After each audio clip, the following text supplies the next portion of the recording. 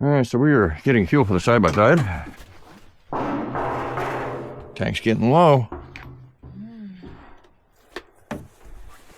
And we're gonna go for a ride.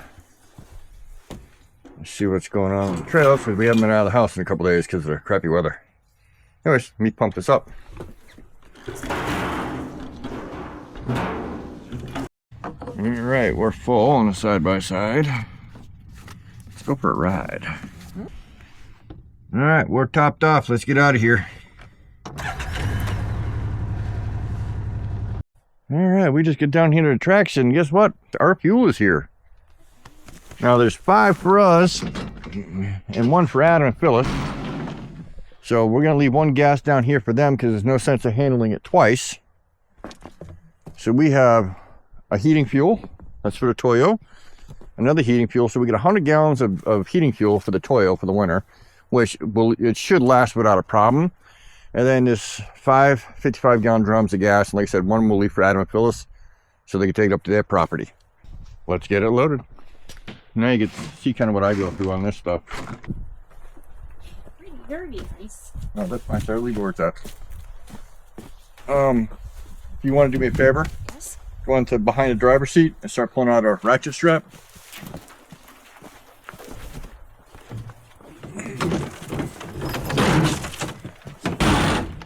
I'm not killing myself here.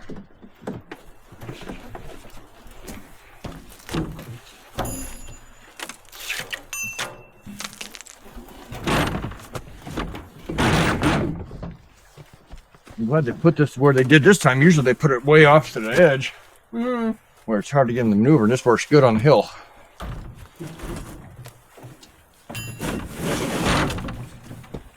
All right. Where did... That's a line it's been since this trailer's been used. It's got fishing line in it.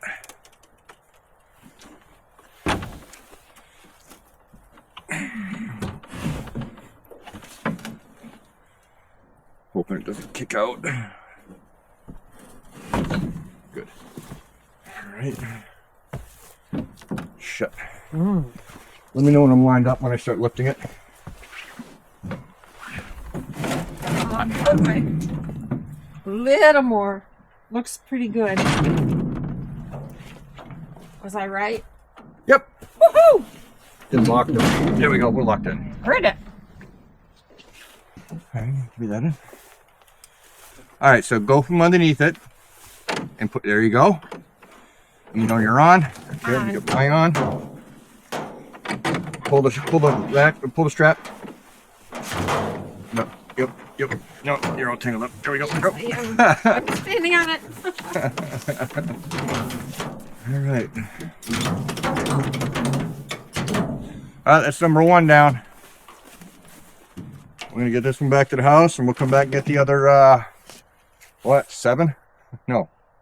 5. 6, 5, 4, 3, 2, I don't know. We're gonna get this one back to the house, and we come back for the other 5.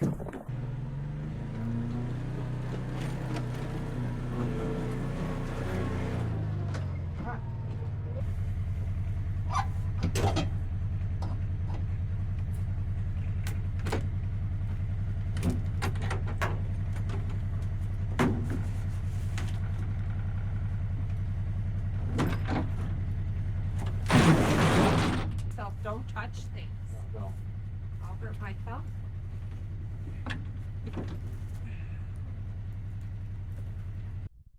When Sarah and I went in partners with Adam and Phyllis from Alaska cut the cord on this mini X, I never realized how useful it was really going to be around here.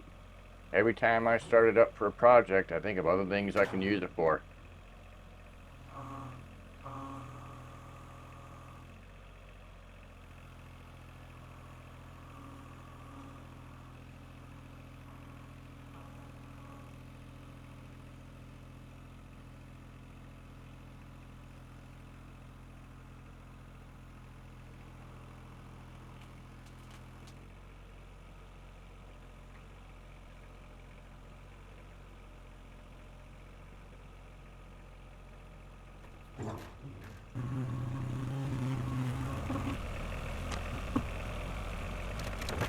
So that's the heating oil. We'll move the gasoline next. We've got 1 in the cart and 3 more still at the tracks.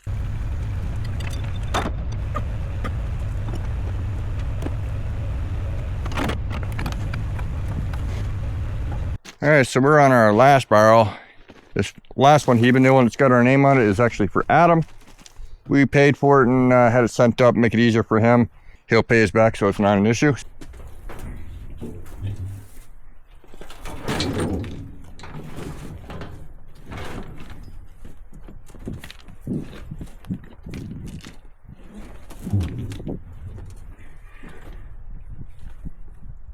Sarah, get up there and tell me where I need to be. Oh, I'm way off. Watch your thing. Don't put your fingers in there. Good. Let me see. Yep, okay, get it up. Woo! I've got to train Sarah not to stick her fingers places they're not supposed to be. And I did it. Yep. All right, we're going to get it strapped down and we'll get out of here. You're good.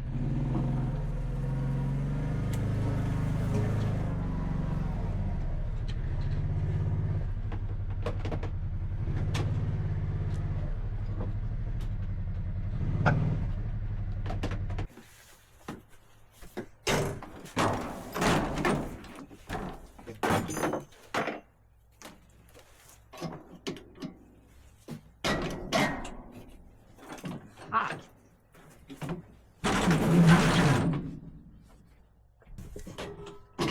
Make sure you don't hit nothing.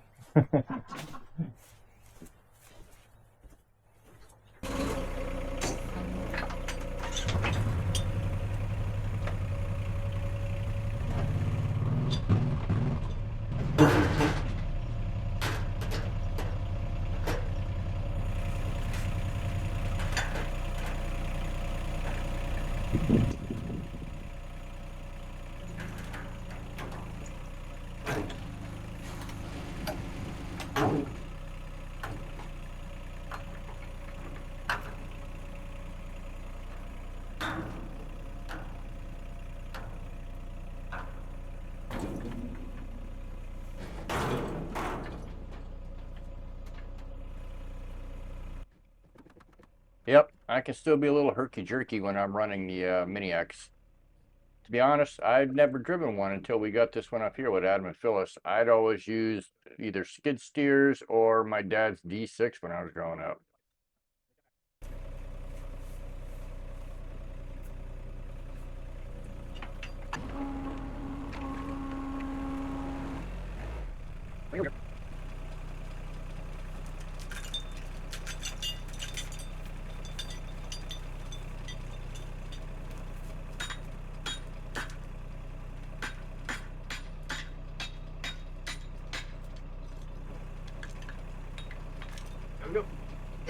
Woo! We are done bringing barrels up.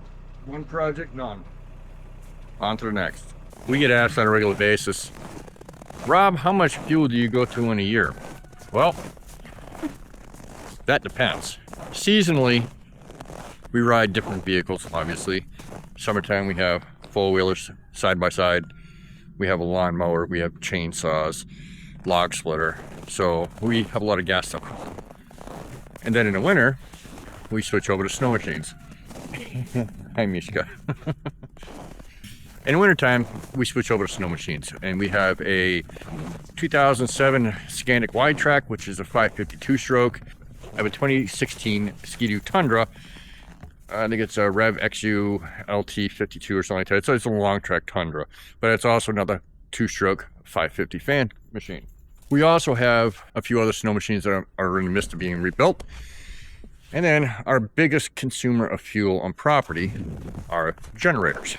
Currently, the machine that I run the most is a Harbor Freight Predator 5000. We've had it a year and a half, roughly, and it has probably about 1,500 hours on it. I change the oil religiously. I even put an oil dipstick in it that has a magnetic tip on it to grab up any particles that may be shaved off as the machine's running. So far, I haven't found anything on there. But as being crazy as I am about maintenance, I kind of expected that. That generator, I believe, has a 3 1/4 or 3.5 gallon tank. And we burn one tank every 2 to 2.5 days. Generally, I run my generators in the late afternoon. That way, like right now, we have sun. We're going to get a little bit of power through the panels. The other things that I have here that consume fuel use heating oil. What are those? I don't know if you can hear it. That is a Whipero diesel heater. I have the Whipero in my studio. I have an H-Calorie in my machine shop. I'm waiting on a second H-Calorie now that I'll use for general purposes.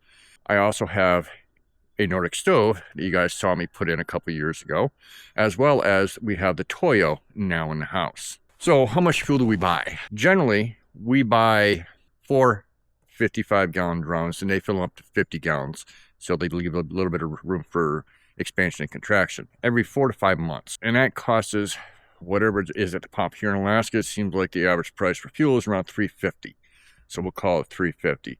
So you're talking $700 just for fuel plus the delivery to get it here. And that runs around $150 to get it up to our stop. Diesel/heating oil, I only buy 50-gallon drums at a time, but now that we have more items that run off the diesel or the heating oil, we're buying more. Like this trip here, they sent us up 100 gallons. I do have a diesel generator. I've actually got a couple. One's too small to really run anything. I'm trying to make an alternator system that I can charge the batteries off of it, like for 24 volt, going through that. My Yanmar has some issues. I'm trying to work out the kinks on that and figure out what the problem is. But I do intend to purchase another diesel generator once I get enough money built up. Ideally, I want 2. I want a small one, like the L90 I have now, which burns maybe half a pint of fuel an hour. And that's at speed. And it also has a 4,000 watt power head on it.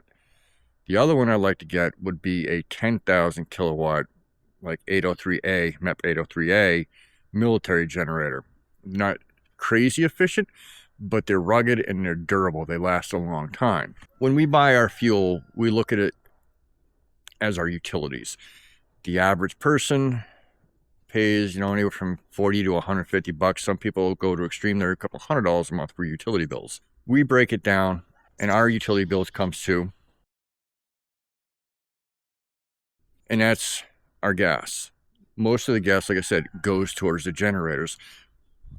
The four-wheelers, they're pretty efficient. The side-by-side is really efficient. I only fill that up maybe 3 times a summer, but it also doesn't have stupid miles on it. It's got 1,500 miles on it. It's just the snow machines, they burn a lot more gas because they're 2-stroke. 2-stroke is a little less efficient.